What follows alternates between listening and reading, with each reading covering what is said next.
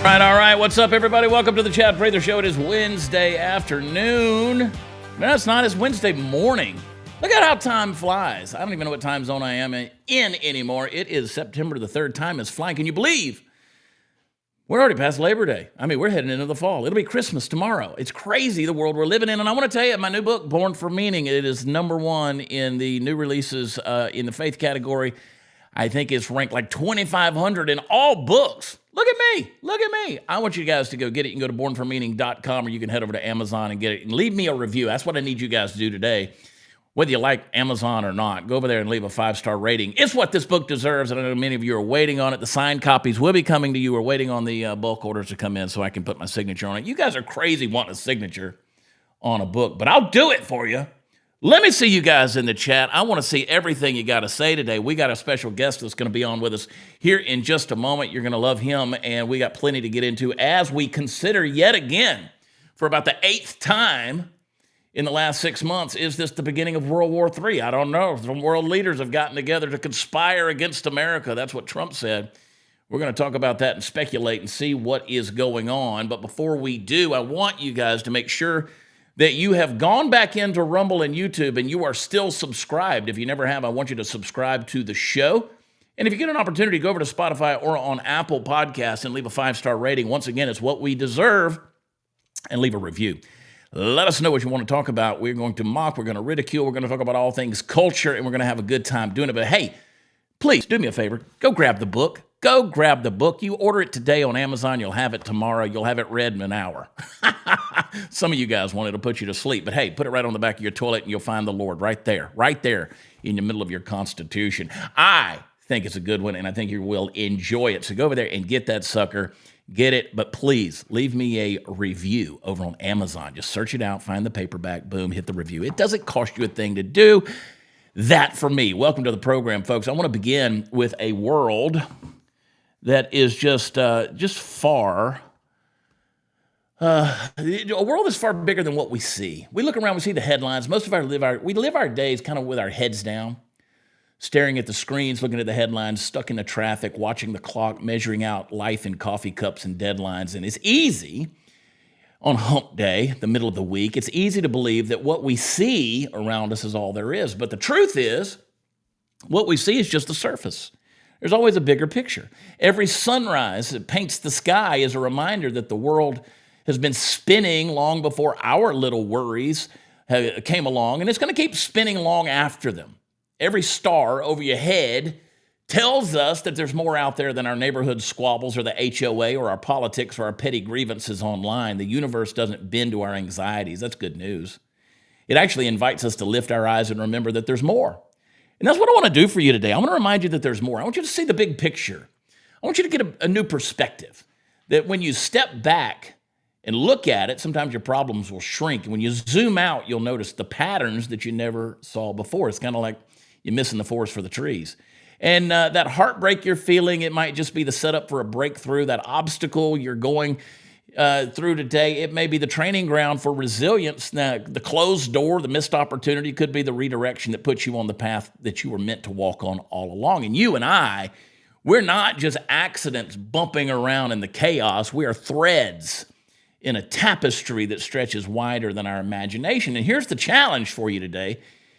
When you're too close to the stitch, all you see is the knot. I want you to step back and let the beauty sort of appear. So I want to give you that encouragement today before we get going. Today, I want you to pause. I want you to breathe. I want you to look beyond what you see. Lift your eyes from the screen, the bills, the news cycle, the noise, the end of the world. Look at the sky sometime today. Touch some grass. Look at the people around you. Look at the story you're living in, because you're part of something bigger. I believe you're part of something eternal, something that's going to outlast this moment. So don't just see what's right in front of you. See the bigger picture, and that's what we're going to try to give you today. I want to talk to you before we get into it about my friends over at Allied Oilfield. Go to AlliedOilfield.com. They're the folks that help us drill, baby, drill. They're over in West Texas, over in Leveland. They've been doing this for over 2 decades, building the equipment that makes the oil field run properly. They are innovators, they are designers, they are engineers, they are builders. If you're an engineer or you work in the oil and gas industry or you're in the trucking industry and you need your equipment refurb, they can certainly help you with that as well. Or if you need new equipment, take a look at alliedoilfield.com. You can call them on the phone. They'll get you a free quote. Call them at 855-EQUIP-US. Call them up on the phone and chat with them over there. alliedoilfield.com. Go see all the stuff that they've got. And I love you guys, man. I want to see y'all in the chat. Let me see a few of those American flags. I'm going to bring on a special guest. He's not in the U.S. right now. Stephen Moore's a former chief of staff in the U.S. House of Representatives for a number of years. He's a founder of the Ukraine Freedom Project, and he's been there since day 5 of the war. He spent most of his time in Ukraine, often traveling to the front lines to deliver a lot of life-saving aid. I want to get his perspective on what's happening right now, and maybe a perspective of some things that you guys maybe haven't thought about in a minute. Let's bring him on, my friend Stephen Moore. Stephen, welcome to the program. Chad, great to see you, man. Thanks for having me on. All right. First of all, can you tell us where you are? Blink twice if you're under. I could, but then I would have to kill you. So it's a long reach of justice, right? You don't know. You don't know what we can do, Chad. I'm in Helsinki right now in Finland, and Finland has probably the longest. It has the longest European border with Russia, and the Finns. The people I talk to here don't say if the Russians are going to invade. They're saying when the Russians are going to invade. So, these folks that have lived with the Russians all their lives see a real threat from Vladimir Putin. So you're saying that the folks in Finland believe that they're going to be subject to it the same way the folks in Ukraine were as far as an invasion. Oh, yeah. So Putin has made it clear that he won't stop until he has retaken all the former countries of the Soviet Union. And if you had any doubts about this, there was during the peace negotiations in Anchorage, the Russian foreign minister wore a T-shirt that said USSR on it. So that was his troll, and of course Trump gave him that back with the flyover the B-2 bombers, So that's interesting. See, that's a great backstory perspective on that. Trump's not going to sit around and take that from Russia doing that. Yeah. And I've said on this show a number of times that Vladimir Putin sort of sees it as his divine right to be able to take those territories back. You have obviously been in Ukraine, inside, sometimes on the front lines, as we've mentioned. What motivated you? Obviously, you're delivering aid, and the people that get caught in the middle of all of this crazy mess is the citizens, right? And the folks in Ukraine. I've been there a few times myself. Some good folks there. What's something that you've kind of seen with your own eyes that most Americans, because I think people have Ukraine fatigue, right? They have Ukraine, Russia Ukraine fatigue. Has Ukraine what are some fatigue. things that you've seen? And it's really I'm Russian sure they fatigue, do. And it's Russian fatigue because Vladimir Putin is the obstacle piece here. And, this is like Israel. So if Putin were to lay down his weapons, there'd be no more war. If Ukraine were to lay down their weapons, there'd be no more Ukraine. It's that simple. Right.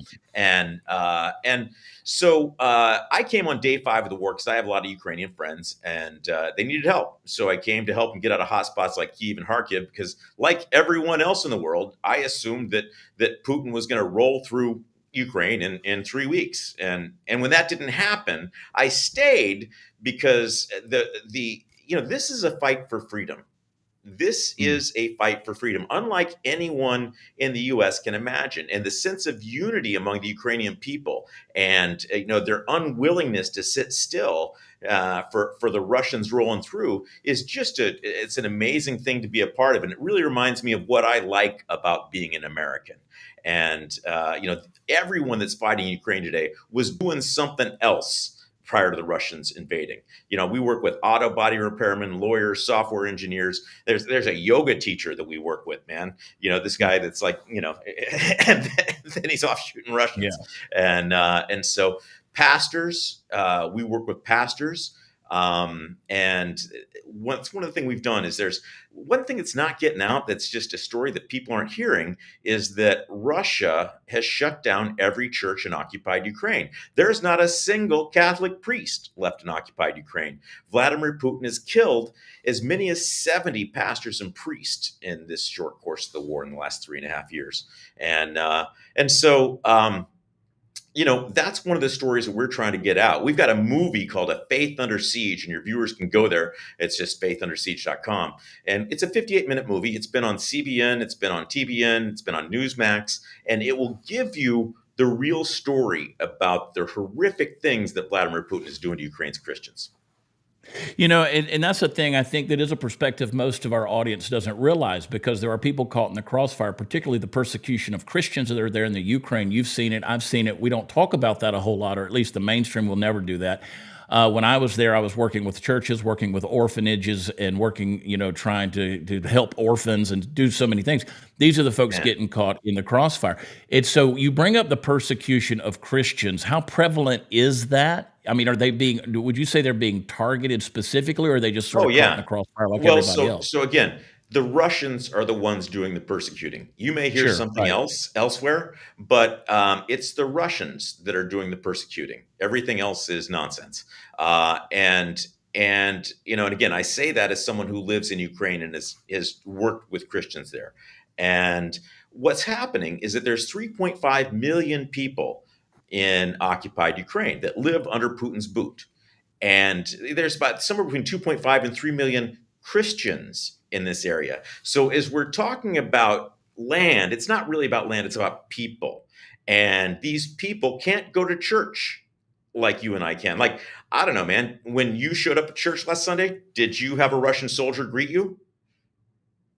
Yeah, that the people in occupied Ukraine can't go to church because a Russian soldier will show up and take them to jail. There's a woman that we know that got sentenced to 7 years in prison for having a Bible study in her home. And I have a friend. The reason that I'm doing this in Ukraine right now is I met a guy named Victor.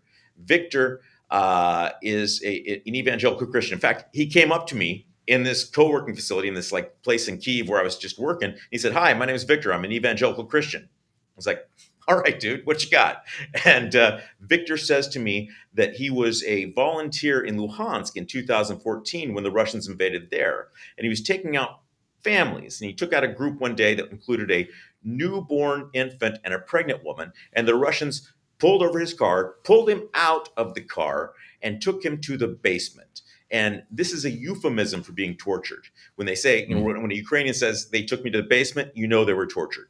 And so he was tortured and held in this prison for 25 days, including one day when he was praying with a cellmate, and there was a Russian Orthodox priest passing by, and the Russian Orthodox priest said, "Are you a Christian?" And as we've established, Victor says, "Yes, I'm an evangelical Christian."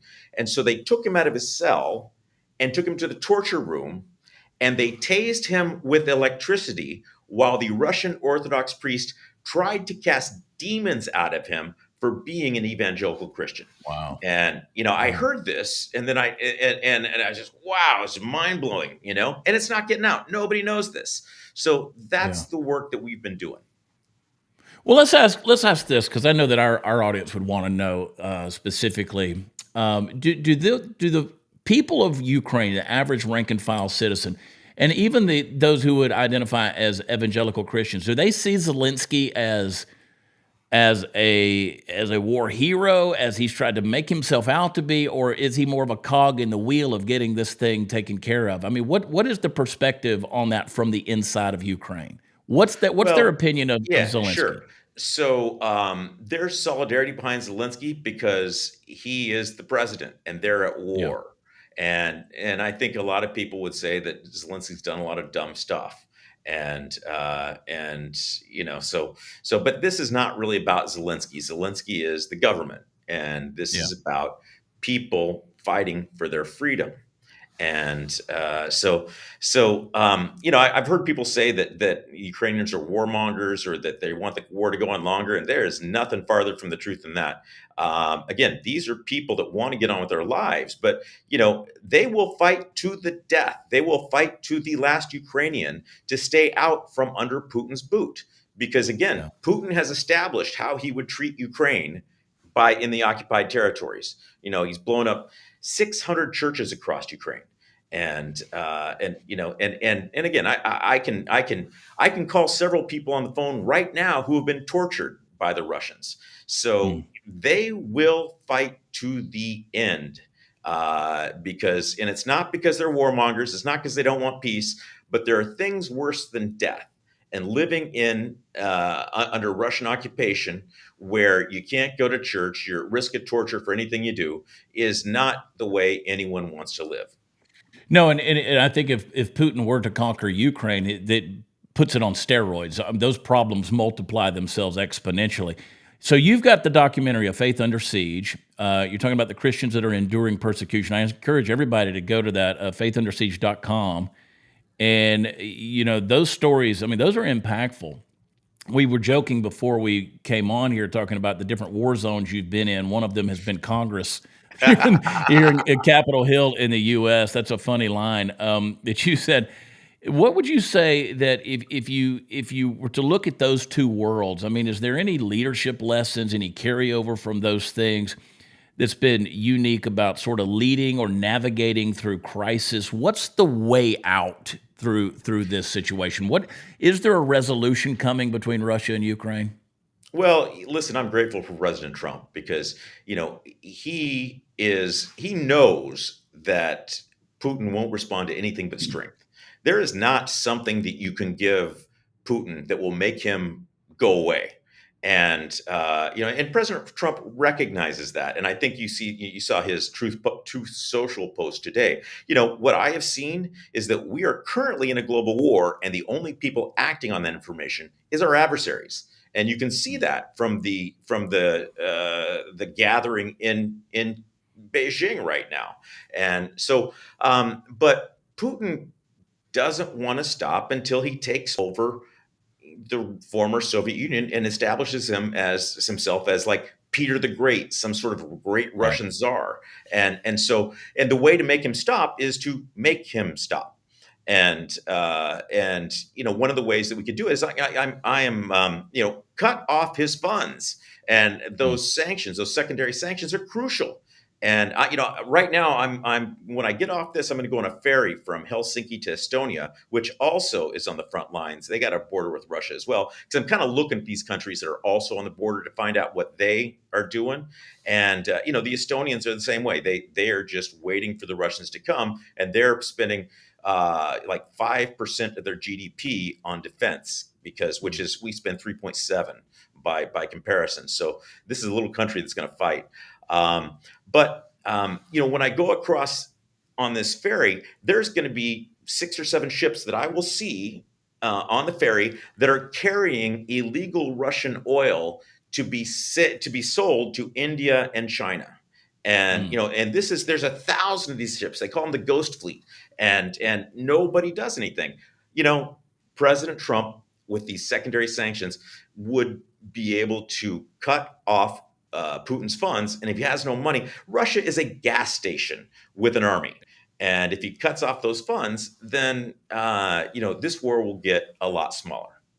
Yeah, I tell you, there's no doubt. I understand why Russia placed you on its foreign combatant list. I could see where they did do that, and you've Yeah, earned that. yeah, I'm on a Russian hit You've list, man. That was a obviously, good day. I was like, yeah, that's one of those lists. We're all on yeah, one of yeah. them. But wow, you have put yourself at personal risk to do there to bring to be there to bring these stories.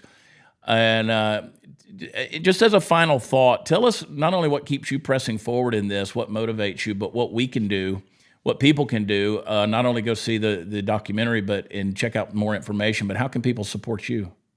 Well, my organization is called the Ukraine Freedom Project, Hmm. and people can go to ukrainefreedomproject.org if you like what I'm talking about. If you like what we're doing, you can support us. We're a 501c3 organization. It's tax deductible. So if you're looking for a tax Yeah. deduction, help us out. But more than that, I'm doing this because I'm an American. I came over because I had Ukrainian friends. I stayed because this is an amazing fight for freedom to be a part of. And now I'm still there because, America needs to understand that it's at war. And the Russians want to do bad things to America.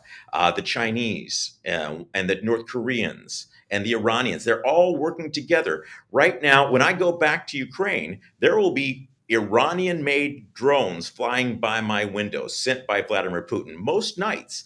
And, those drones are there to kill civilians. The Ukrainians are using their drones and their missiles against military targets.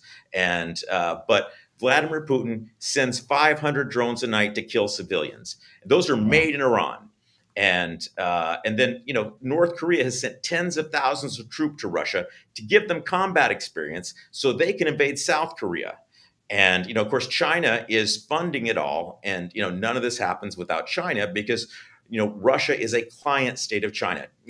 Xi Jinping. It's well documented. If you Google Xi Jinping, Putin, best friends, you'll find 10 articles that talk about those guys are best friends. So that's why I'm here. Yeah, well, I'm glad you are. There's a lot of complexities to this, and I think what you're doing is the right angle on these things. I think you're bringing the right attention to it, Stephen. Thank you for joining us. I want to catch up with you soon, and let's see how things are progressing, man. And love it. Enjoy the ferry ride over to Estonia. It's almost tomorrow where you are, so thanks for taking the time to join us. And of course, we'll put everything down in the description. Stephen, take care of yourself, okay, buddy? Yeah, man, this is super fun. Look forward to doing it again. We'll do it again. Thank you very much. Thanks for joining us, Stephen Moore, everybody. All right, guys, before we go any further, and I will tell you, that is the right perspective right there. There's some civilians over there, particularly persecuted Christians and churches. These are the folks that I know that there's a lot of folks out there. So I'm tired of talking about Ukraine and Russia, but you're talking about some folks that really do need some compassion in regards to that. Birch Gold, text Chad to 989898. Do me the favor of doing that. CHAD is what you will do. They are the industry leader, A+ rating with the Better Business Bureau, and they have tens of thousands of satisfied customers. So if you've got that old 401k or the old IRA or even a savings account right now, you need to roll over into an IRA backed by gold. Birch Gold can help you do that. They'll send you a free no obligation information kit. When you text Chad to 989898, right now they've got a rebate of up to $10,000.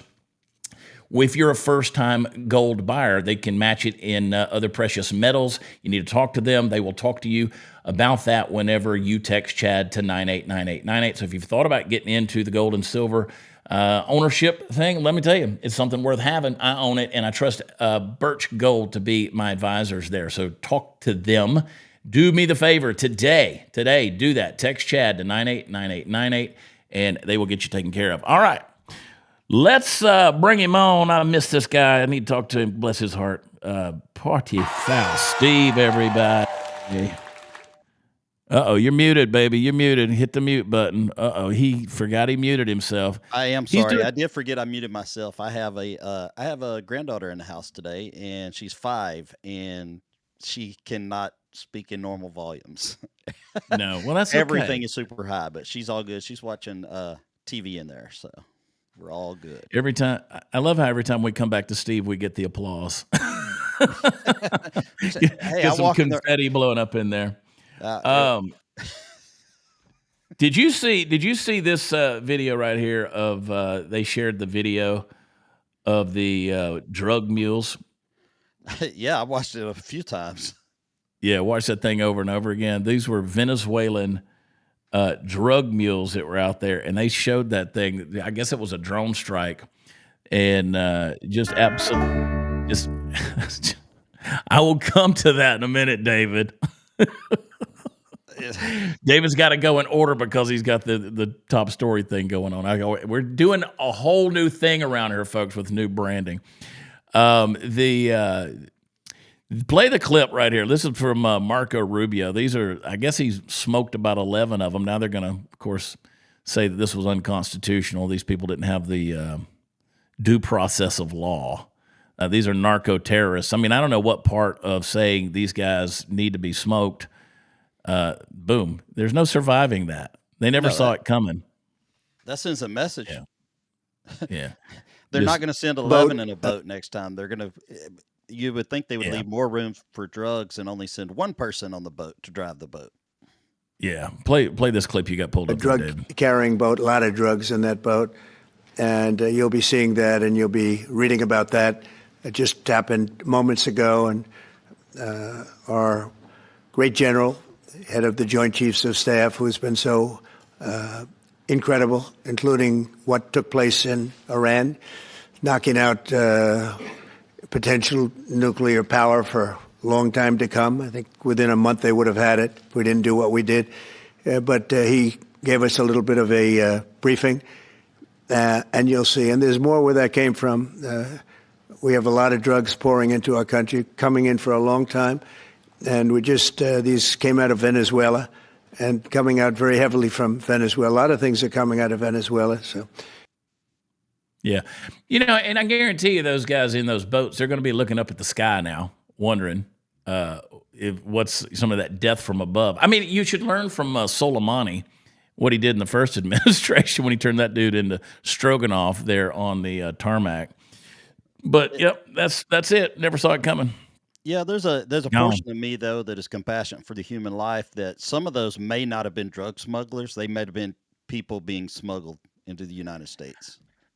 Yeah, but I'm thinking if we've got the intel and the ability to see that boat like that, I promise you they should be able to identify who's on that deal and what the routes are and who's consistently on that boat. Because, I mean, that ain't the first time that thing has run drugs across that body of water right there. Yeah, I'm just saying for a drug runner, that's a lot of people in one boat. So I think they were. I don't know.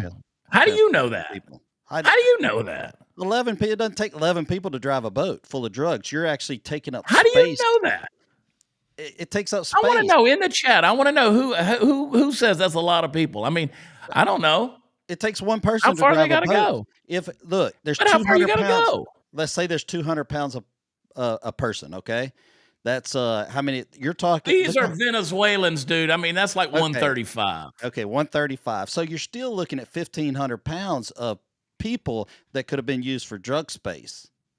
They're not going to give up drug space unless they're smuggling people. So I hope they know that they were all drug smugglers. I'm still a human being. I still have compassion for people being smuggled. Yeah, but I think we would know. I think we would know. What just drives me crazy is the progressives talking about, their rights, their due process. Smoke them. Yeah, I understand that they are terrorists. They're bringing in drugs that are going to kill people. So, you go down there, you grab the remains, you do some DNA testing, you find some teeth, you see who was in the boat. Yeah, you might not want to do that. You might not want to release the information. Yeah, if it's 10 kids in that boat, you'd be like, oops. Yeah. I like what Anthony Russo says. When I smuggle, I like to bring 10 of my friends. Smart asses. All right. Wow. Cash Patel shares the Operation Restore Justice numbers of kids being rescued. This will make your compassion button get pushed, Party Foul Steve. Play the clip. They found 4,000 kids. Play it. 1,500 kilograms of fentanyl is enough to kill 115 million Americans. 115 million Americans. Cops are getting after it. The FBI has arrested 19,000 people this year alone. Thanks to President Trump's administrations, that's double than where we were this time last year. And we have also arrested 1,600 people who have committed violent acts against children. 270 of them are human traffickers of children. Mr. President, this is what happens when you have great leadership at the Attorney General with Pam Bondi, your administration's priority of protecting the homeland and protecting American citizens and protecting our children, and the murder rates are plummeting. We are now able to report that the murder rate is on track to be the lowest in U.S. history, in modern recorded U.S. history, thanks to this team behind me and President Trump's priorities. And Never quite know where he's looking at.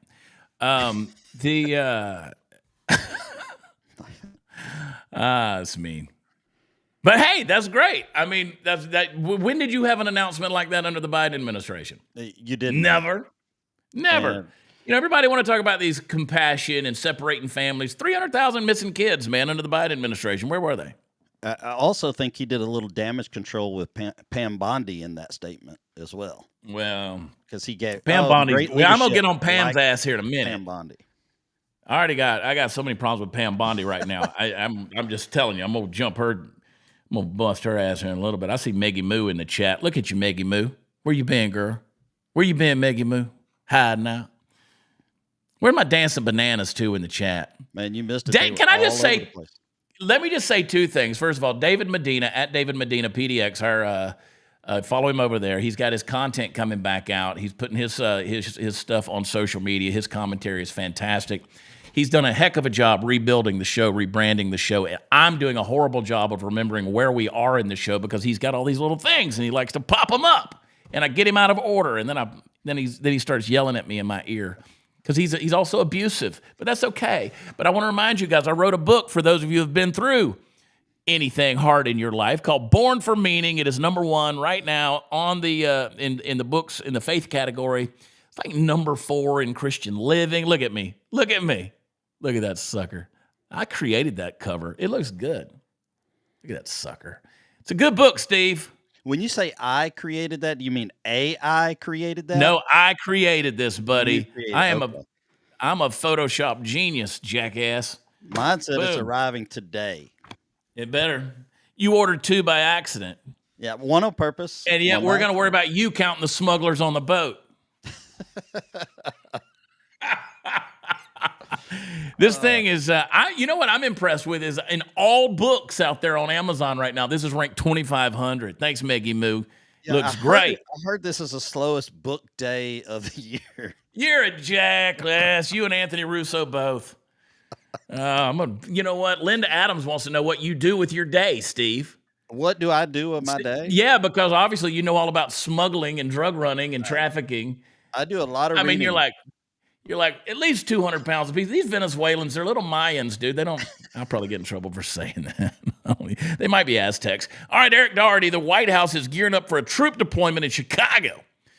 Posting the Chicago crime map for just the past 14 days. Decline is a choice. Leaders in Democratic cities have been failing for decades. Here we go. I talked about this on Newsmax last night, actually on Carl Higby's show. Chicago crime map. Look at this. 54 people shot over the weekend, Labor Day weekend. And, you know, they're going to come out and they're going to say, this is unconstitutional, this is dictatorial, this is fascist, how dare he come in and do this? Well, when your state leaders like J.B. Pritzker in Illinois or Brandon Johnson, the mayor of Chicago, are going to come out, and they're not going to do anything to protect their people. And by the way, he's not sending military troops in to police and oppress and occupy. That's not what this is about. These are National Guard members. That's a volunteer citizen army. Those are people who go in and they're protecting federal interests, particularly law enforcement, so that the law enforcement can now go in and do their job. See, that's the thing. These same people that cry fascism and unconstitutional and dictatorial are the same people that locked you down during COVID and didn't let you leave the house, didn't let you go to church, put masks on your kids, made you social distance from everybody, killed your business, killed your economy, and destroyed lives, and then basically forced you with a donut and french fries to go out and get a medical procedure so you could go back and function in human life again. So don't tell me about dictatorial. I just like saying dictatorial. I think so, but I think it's just I like it for the show of presence. It's kind of like you seeing Got no police problem with cars. You see police cars unmarked or marked.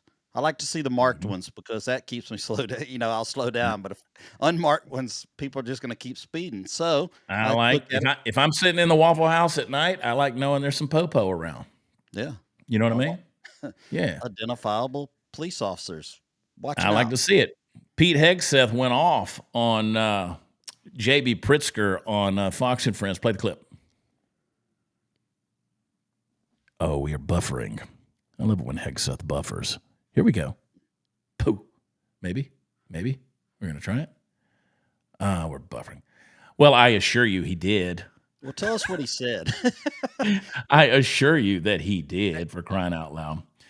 Anyway, he said it's been a tough 10 days for the governor. What about the people that live in Chicago, the folks that live with unending violence in their backyard with an incompetent mayor and governor who are unwilling to provide basic security? I don't feel bad for Governor Pritzker.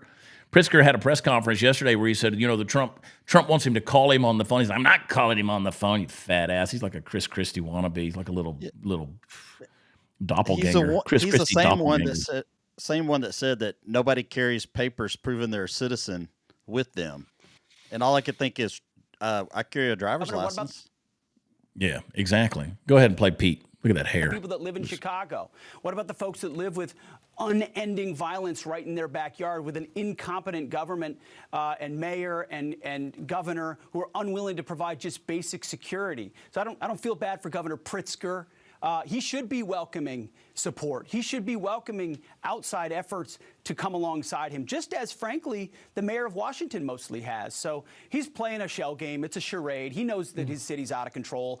It's the president's decision when on Chicago and what the scale looks like. But the folks in Chicago, folks in Illinois, deserve to live peacefully like everywhere else. Unfortunately, they have dysfunctional leaders who won't.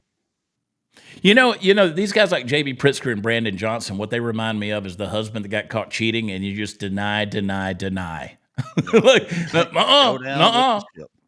I didn't do nothing. But they do. They keep doubling down like nothing's wrong and all that crap. Let me see those dancing bananas in the chat over there, because you know what? J.B. Pritzker's a dancing banana. That's all he is. The House Oversight Committee has released a large quantity of Epstein files. This is just ridiculous. I didn't even post anything on social media about it because it just pisses me off, because there's so much of it that we have already got it. They released it one page at a time, 33,000 different pages, tons of it redacted. This is ridiculous. Apparently, this is the stuff that they said was a hoax, or, Pam Bondi said was sitting on her desk, which obviously it wasn't. We've, now have the missing minutes from the thing. See, that's the other thing that pisses me off about Pam Bondi. She said that was a loop, that it automatically reset. That's why there was the missing minute at midnight there on the jail footage. And now we have that footage. So it's like, stop telling us stuff if you don't know what you're talking about, because it looks like you're lying. And I'm starting to believe that that's what you're doing.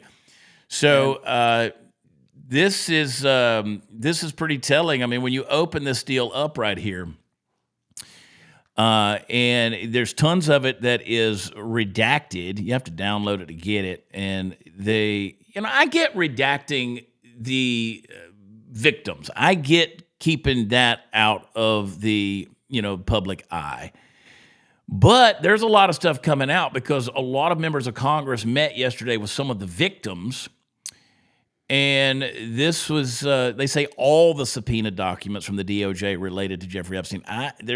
Why? Let's see all the evidence. Nancy Mace left in tears from interviewing. I have to agree with my friend Savannah Hernandez, who called Nancy Mace out on this and said, you stop making everything about you. And she left shaking and in tears and walking through and the whole thing after meeting with them. And so she said, as a recent survivor, not 2 years in, I have a problem with her statement of that. And again, I appreciate her plight of she got attacked by someone with gender confusion that was in a bathroom there at the Capitol building, I think, and swore the arm brace and the whole thing.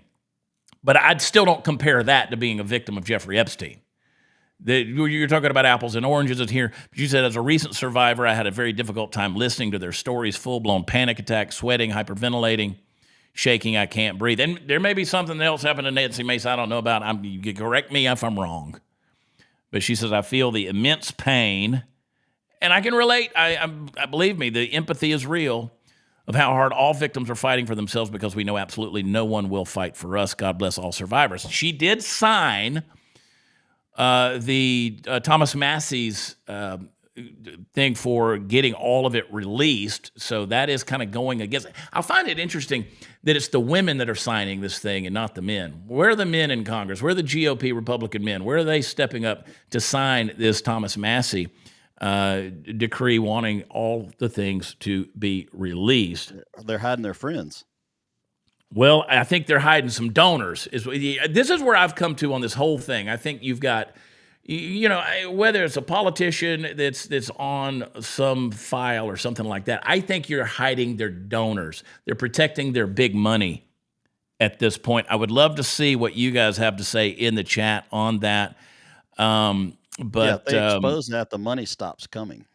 Yeah, and I agree with you, KB. Generally, the real victims don't go around parading their victimhood. It's not something that's that close to the surface. You try to bury it as much as possible. But I think they're trying to protect their money, people, and that's what I'm starting to see here. Anna Paulina Luna says that there's powerful people that are involved. I trust Anna Paulina, and I appreciate her stance on all this from the very beginning. Let's play this clip. Well, there's 33,000 pages that have been released. I have to at least look over some of them. I'd like to get through all of them before I decide whether or not I'm going to do that, but I think that they've basically released everything except for the victim information, which obviously we don't release that. One thing to note that today when we were actually talking to some of the victims, one of the women stated that at 14 when Epstein started to victimize her, that she has no recollection of some of the stuff that was done to her. She's hoping to find that out so that she can actually bring it to her therapist and continue the healing process in regards to the damage and the trauma that was caused to her. So, but from what I'm being told, from what I'm hearing, there's a lot of very wealthy, bad people. It's actually scary to hear some of the stuff that was brought forward. And so I think the only way to collectively attack this is as a group and as a whole, meaning that Democrats and Republicans have to work together and back home or subpoenas, because I think this is going to be pretty hairy. Is there more information beyond these 33,000 pages? Well, there's going to be names. The attorneys kept emphasizing you need to follow up on the names. These girls are not just making this up. These are some of the wealthiest people probably in the world. And we'll start from there. So they named individual people that are part of this. Apparently, in these files that just dropped, I have not been able to look over all the files. Again, there's 33,000 I'm talking about pages. in the meeting. There are some people named, yes. Were there any public officials that they named? No, but very, very wealthy people have been named. Can you name them? They told us not to because they don't want those people to start basically burning files. So I think this is going criminal investigation for sure. I will say that what's been released, obviously the American people have wanted for a long time. Kudos to the DOJ for getting it to us. I know that some of the delay was due to redacting victim information, and so we'll see where it goes from here. So she also alluded to the idea that that Epstein could have been a foreign agent. I think that's something we've all speculated for a long time, even though there's been constant denial of that. She said, referring the victims' testimonies, 33,000 documents, names will be in those files per the victims. We need to follow the money trail. Again, I think we're dealing with a lot of donors. Chairman Comer, via House Oversight, is sending a SARS request to the U.S. Treasury. There's a lot to uncover. Deutsche Bank, and how money was funneled and moved. Epstein's network is described as an international trafficking network. All members of Congress who were present, both the Democrat and Republican, also involved trafficking women from Slavic nations as well. Immigration fraud, etc. Many of those women have stayed silent due to their fear of retribution. I can only imagine how bad that is. Foreign governments, as in more than one, were named to be working with Epstein. Victim information, rightfully so, was redacted from release, but committee as a whole is working to ensure that they'll be given access to the information. As she said, there was one victim who said they couldn't remember anything, whether that was a drug-induced thing or trauma-induced. Either way, both could happen. One victim had her newborn daughter threatened for coming forward. These power in numbers. Go ahead. You would think that they would all come together and say, "Hey, yeah, we were victims," and come all out at once. They've drugged this out so long. There's been plenty of time to burn any evidence they needed to burn, as far as these donors and stuff like that. They've had so much time. Which is another reason why I think you get the U.S. Treasury involved and see how money has been moved. So, I mentioned earlier we got the missing minute from the Epstein jail video released. A lot of people look at that stuff and they go, it's just another minute of this thing. Again, the guards weren't asleep. They said he was in a whole different room downstairs from that. They said there was a missing minute. They said the cameras malfunctioned. What the hell is the truth? I mean, if you had all of this stuff, why hide this minute to begin with? None of that makes any sense. Now, is Pam Bondi, was she lying or was she being fed information to her that was either false or at least inaccurate? I don't know. Let's see. Again, I think that you don't know what to believe in certain stances. You don't know really what to believe because it's been filtered through so many fingers at this point, multiple administrations. What is that going to be once it comes through? It's like whispering something in somebody's ear, and they whisper something in somebody's ear, and they whisper something. By the time it gets down the chain, half a dozen people, it's a completely different message and story. So what did she know? It's another reason not to trust her. I don't trust her. Yeah. I think this is a woman who's been on Fox News 19,000 times talking about what she knows and all this. And yet it comes out that she doesn't know anything. So what the heck? What the heck, man? Yeah, so I have to believe at the end of the day, you're chasing clout, you're chasing attention, and you don't know what the hell you're talking about. And it makes a lot of people look really, really bad. It's a scar on the administration that wanted to be the most transparent administration in history. And again, I go back to Trump saying, oh, it's all a hoax. It's not a hoax. Not a hoax. And you 33,000, I mean, those victims. Go ahead. That goes back to me saying Kash Patel doing his damage control on the other subject of saying under the great leadership of Pam Bondi. Well, I think there's a part of me to play devil's advocate there. I think you have to, because if you undermine the legitimacy or the authenticity of the Department of Justice, then no one believes anything that comes out. Now, Pam Bondi's done a hell of a job of undermining all of that. And I think he's trying to say, listen, this is still a DOJ you can trust, even though I think public sentiment has gotten to the point where we're like, no, we don't trust it at all. And unfortunately, it's making Kash look pretty bad, too, in regards to that. Yeah. So, whoo, oh, boy, howdy. It's always stuff. China, Xi Jinping. Nobody in the chat trusts Pam Bondi. I'll just say that. Nobody does. Xi Jinping, Kim Jong-un, Vladimir Putin, there they are. They're all side by side. Look at this little choreographed walk up the stairs. Boy, you know, you'd be nervous if you got one step in front because you know they'd cut your throat. As well as the World Anti-Fascist War.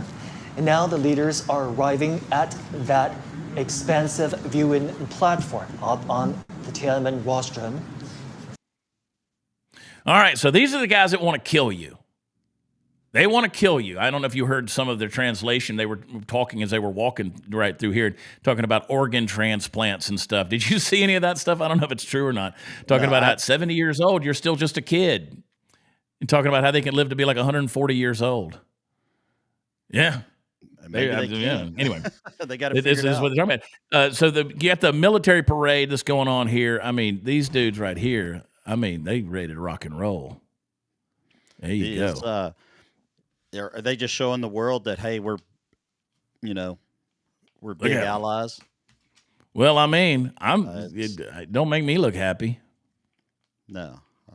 Oh, they are big allies. They're buddies. I mean, there's no doubt about it. But I mean, while we're worried about our pronouns and rainbow flags and crap like that, I do appreciate the fact that this is why we were talking yesterday about the difference between the Department of Defense and the Department of War. So these dudes are in unison, man. We can't even get kids to, brush their own freaking teeth in this country. So, I mean, we're still having to pay their cell phone bills, and look at these guys. We got to step up our military. We got to step up our parade game right here. Here's that hot mic that I was talking about, casually discussing the use of human organs to extend life, the idea of immortality. That people can live younger and younger and even achieve immortality. I mean, who knows? Maybe there was a hot mic. They knew it was a hot mic. Maybe they did. I don't know. But play this clip. These days, this is Xi, 70 years old. People rarely live to 70, but these days, 70s, you're still a child.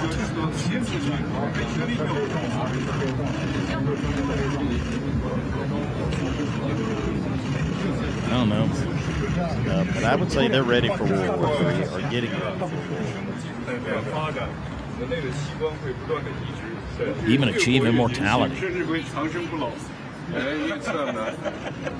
Chance of living to 150. All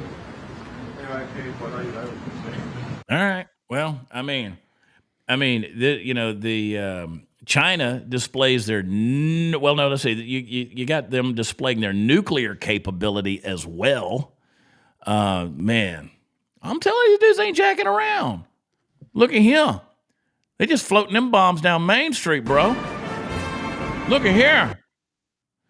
Xi ain't messing around. Now, don't forget, Gavin Newsom is a disciple of Xi Jinping.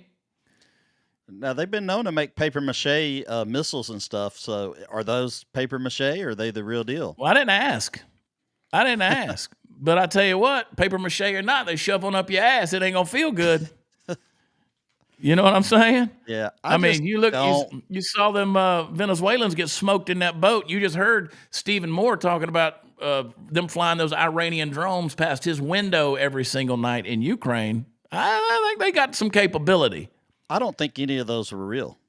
Why would you put those out there in the middle of all your people and your leaders? Because we could just drop one bomb right there in the middle of them and blow the whole country up.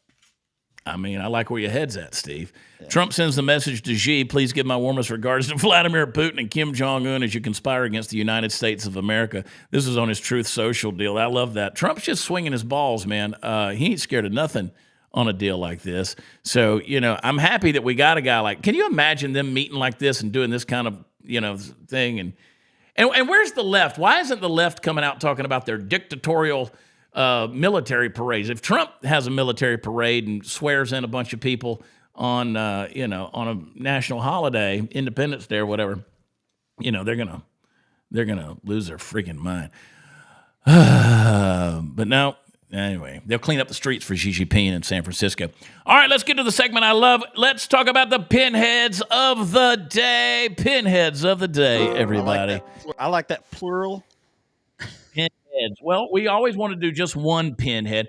Brianna Morello, she's not the pinhead. Neither is Kristi Noem. But today, Kristi Noem did fire several FEMA employees for viewing pornographic content on government-issued devices during work hours. Bureaucracy at work, my dear friends. Over half of the staff regularly was accessing social media platforms while carrying out their taxpayer-funded responsibilities. So they're looking at the porn on your dime, folks. That's what the bureaucrats are doing over there at FEMA. And then you got Ilhan Omar. She went from negative $65,000 in 2020. She was in debt. To $65,000 in 2021. Now, this is a woman that makes $174,000 a year. Apparently, marrying your brother can be lucrative. 2020, $205,000. Now, her net worth is $30 million. I'm in the wrong job. I'll just tell you guys. I'm just trying to take some financial advice from her. I mean, what is it about these people, whether it's Nancy Pelosi, Dan Crenshaw, or Ilhan Omar, they suddenly go up to the Beltway of Washington, D.C., join Congress, and they become Wall Street geniuses. They've been bought. Can anybody in the chat tell me how this works? I mean, are there any penny stocks out there I could get in there? I need to jump on in something early. Texit Coin. Y'all send Steve a message. He'll send you to my guy about Texit Coin. Let's go. Buy my book. I mean, hey, listen, here's the thing. You remember the great communist Bernie Sanders? He said, you should write a book. You want to own 3 homes, you write a book. I've written a book. I've made $400. I've spent a lot more than that, though, buying copies 2 of those to give away to came people. from me. I know. Sunny Hostin is a pinhead of the day. She says, I bet I'll just play the clip. I bet you there are a lot of people that voted for Trump that wish the Kamala Harris a lot of was in the people White who House. didn't vote. What did she say? Play that again. What did she And And a lot of in the people White who House. didn't. That wish the Kamala And a Harris lot of was in the people White who House. didn't vote. Yeah.